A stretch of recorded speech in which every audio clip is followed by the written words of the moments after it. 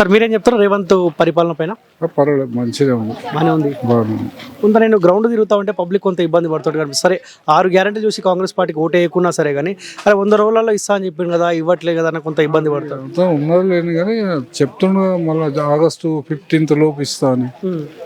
అప్పుడు ఇవ్వకుంటే అప్పుడు తర్వాత మార్పు అనేది మళ్ళీ కోరుకోవాలి. అట్లా ఇప్పుడు ఆయనతో టైం చూడాలి కదా అట్లా. సార్ మార్పులో అందరూ భాగస్వాములు అయినాం. బీఆర్ఎస్ పార్టీ వద్దనుకున్నాం కానీ ఏ బీఆర్ఎస్ పార్టీని అయితే వద్దనుకున్నామో ఆ బీఆర్ఎస్ పార్టీ నాయకులు మళ్ళీ కాంగ్రెస్ పార్టీలో జాయిన్ అవుతా ఉన్నారు. ఎట్లా సాధ్యమవుతుంది సార్ మార్పు? ఎట్లా సాధ్యమవుతుంది? ఇక అట్లా దాన్ని పర్సనల్ గా చూడవద్దు కదా సార్, పార్టీ లెవెల్ చూడాలి అంతే అంతే. సార్ ఇక్కడ మీరు 7 మంది మీ పార్లమెంట్ పరిధిలో 7 మంది కాంగ్రెస్ పార్టీ వాళ్ళకి గెలిపించారు. సో గత పాలకులతో పోల్చుకుంటే బెటరే అనిపిస్తా ఉందా వీళ్ళ పరిపాలన? ఎమ్మెల్యేలు అందుబాటులో? పర్వాలేదు సార్, కాంగ్రెస్ పరిపాలన రేవంత్ గారిది పర్వాలేదు ఇప్పుడు ప్రస్తుతం అయితే. తర్వాత ఫ్యూచర్ లో ఎట్లుండో చెప్పలేము, ఇప్పుడు పర్వాలేదు. ఓకే సార్, ఎంపీ ఎలక్షన్స్ రాబోతా ఉన్నాయి, దేశానికి సంబంధించిన ఎన్నికలు. అవును, సెంట్రల్లో మార్పు రావాల్సిన అవసరం ఉందా? మోదీ ఉండాలా?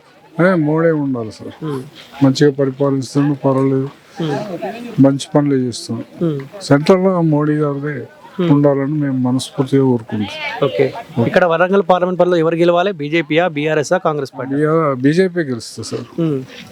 పరిచయమేనా సార్ ఈ ముగ్గురు అభ్యర్థులు? పరిచయమేనా? పరిచయమే కానీ ఆయనకే ఎక్కువ ఎడ్జ్ ఉంటుంది. ఓకే, ఆరు Ramesh BJP. Okay sir. Okay sir.